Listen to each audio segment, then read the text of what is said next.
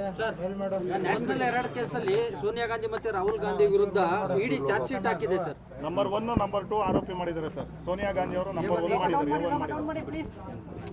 ಬಿಜೆಪಿಯವರು, ಪ್ರಧಾನಮಂತ್ರಿಗಳು ಮೋದಿಯವರು, ಅಮಿತ್ ಶಾ ಅವರು ಕಾಂಗ್ರೆಸ್ ಪಕ್ಷವನ್ನು ಹೇಗಾದರೂ ಮಾಡಿ ಇದನ್ನು ತೊಂದರೆ ಮಾಡಬೇಕು, ಮುಗಿಸಬೇಕು ಅಂತ ಒಂದು ಚಿಂತನೆಯನ್ನು ಮಾಡಿ ದುರುದ್ದೇಶದಿಂದ ಇಂಥ ಕೆಲಸವನ್ನು ಮಾಡ್ತಾ ಇದೆ. ನ್ಯಾಷನಲ್ ಹೆರಾಲ್ಡ್ ವಿಷಯ ಆ ಪತ್ರಿಕೆ ಇವತ್ತೊಂದಲ್ಲ,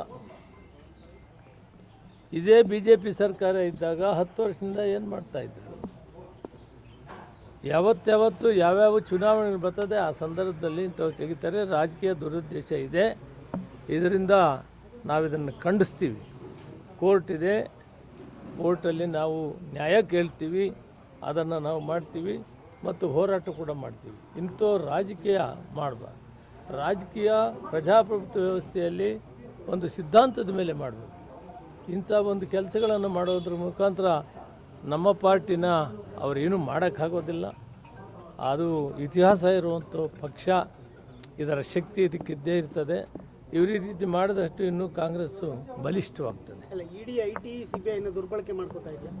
ಪೂರಾ ದುರ್ಬಳಕೆ ಮಾಡಿದ್ದಾರೆ. ಇದು ಕೇವಲ ಕಾಂಗ್ರೆಸ್ ಪಾರ್ಟಿ ಮೇಲೆ ಎಲ್ಲ, ಯಾರ್ಯಾರು ಅವ್ರ ಪಕ್ಷಕ್ಕೆ ಸೇರಬೇಕು ಅಂತ ಕೇಳ್ತಾರೆ, ಸೇರಿದ್ರೆ ಅವ್ರ ಮೇಲೆ ಇಡಿ ದಾಳಿ ಮಾಡ್ತಾರೆ, ಐಟಿ ದಾಳಿ ಮಾಡ್ತಾರೆ. ಮತ್ತು ಯಾರು ಹಣವಂತರಿರ್ತಾರೆ, ಇವ್ರಿಗೆ ಸಹಕಾರ ಕೊಡೋದಿಲ್ಲ ಅಂತೇಳಿ ಹೇಳಿದರೆ ಅದರ ಮೇಲೆ ಇಡಿ ಮಾಡ್ತಾರೆ. ರಾಜಕೀಯವಾಗಿ ಅವ್ರು ಯಾರನ್ನ ಸೇರಿಸ್ಕೊಳ್ಳೋಕ್ಕೆ ಪ್ರಯತ್ನ ಮಾಡ್ತಾರೆ. ಅವ್ರು ಬರೋದಿಲ್ಲ ಅಂದರೆ ಅವ್ರ ಮೇಲೆ ಮಾಡ್ತಾರೆ. ಈಗ ಇಡೀ ವಾತಾವರಣ ಭಯಭೀತರನ್ನಾಗಿ ಮಾಡಿಬಿಟ್ಟಿದ್ದಾರೆ ಈ ದೇಶದಲ್ಲಿ. ಅದನ್ನು ನಾನು ಪೂರ್ತಿ ಖಂಡಿಸ್ತೀನಿ. ಕೋರ್ಟ್ ಇದೆ, ನ್ಯಾಯಾಲಯದಲ್ಲಿ ಹೋರಾಟ ಮಾಡ್ತೀವಿ ನಾವು. ಇದು ಬಹಳ ಅಕ್ಷಮ್ಯ ಅಪರಾಧ ಮಾಡಿದರೆ ಇದನ್ನು ತೀವ್ರವಾಗಿ ಖಂಡನೆ ಮಾಡ್ತಾರೆ ಕಾಂಗ್ರೆಸ್ ಪಾರ್ಟಿ ವ್ಯಕ್ತಿಗತ. ನಾನು ರಾಹುಲ್ ಗಾಂಧಿ, ಸೋನಿಯಾ ಗಾಂಧಿ ಅವರನ್ನು ಟಾರ್ಗೆಟ್ ಮಾಡಿದ್ರೆ ರಾಷ್ಟ್ರಾದ್ಯಂತ ಕಾಂಗ್ರೆಸ್ ಪಕ್ಷವನ್ನು ಮುಗಿಸಬಹುದು ಅನ್ನೋ ಒಂದು ಲೆಕ್ಕಾಚಾರನ ಅದು ಇನ್ನಷ್ಟು ಬಲ ಆಗ್ತದೆ. ಕಾಂಗ್ರೆಸ್ ಪಕ್ಷ ಅವ್ರು ಮಾಡಿರೋ ಕೆಲಸದಲ್ಲಿ ಇನ್ನಷ್ಟು ಬಲವಾಗ್ತದೆ. ಅವ್ರನ್ನೇನು ಮಾಡೋಕ್ಕಾಗೋದಿಲ್ಲ. ಅವರೇನು ಇದರಲ್ಲಿ ತಪ್ಪಿತಸ್ಥರಲ್ಲ. ಸರ್, ಈಗ ರಾಜಣ್ಣ ಅವರು ನಿನ್ನೆ ಒಂದು ಸ್ಟೇಟ್ಮೆಂಟ್ ಕೊಟ್ಟಿದ್ದಾರೆ, ನಾಯಕತ್ವ ಬದಲಾವಣೆ ಆದರೆ ಪರಮೇಶ್ವರ್ ಸಿಎಂ ಆಗೋದ್ರಲ್ಲಿ ತಪ್ಪೇನಿದೆ ಅಂತ ಹೇಳಿದ್ದಾರೆ. ರಾಜಣ್ಣವ್ರ ಸ್ಟೇಟ್ಮೆಂಟ್ಗಳಿಗೆಲ್ಲ ಉತ್ತರ ಕೊಡೋಕೆ ನಾನು ತಯಾರಿಲ್ಲ. ಇಲ್ಲಿ ನೀವು ಕೂಡ ಸಿಎಂ ರೇಸಲ್ಲಿ ಇದ್ದೀರಿ ಸರ್. ನಿಮ್ಮ ಒಂದು ನಾಯಕರು ಕೂಡ ಒತ್ತಾಯ ಮಾಡ್ತಾ ಇದ್ದಾರೆ, ಮುನಿಯಪ್ಪ ಅವರಿಗೆ ಒಂದು ಅವಕಾಶ ಕೊಡಿ ಅಂತ. ಎಡಗೈ ಸಮುದಾಯಕ್ಕೆ ಸಿಗಬೇಕು ಅಂತ ಹೈಕಮಾಂಡ್ ಈಗಾಗಲೇ ತೀರ್ಮಾನ ಮಾಡಿ ಮುಖ್ಯಮಂತ್ರಿ ಕಾರ್ಯಕ್ರಮ ಯಶಸ್ವಿಯಾಗಿ ನಡೆಸ್ತಾ ಇದ್ದಾರೆ. ಅವರೇ ಮುಂದುವರಿತಾರೆ. Thank you.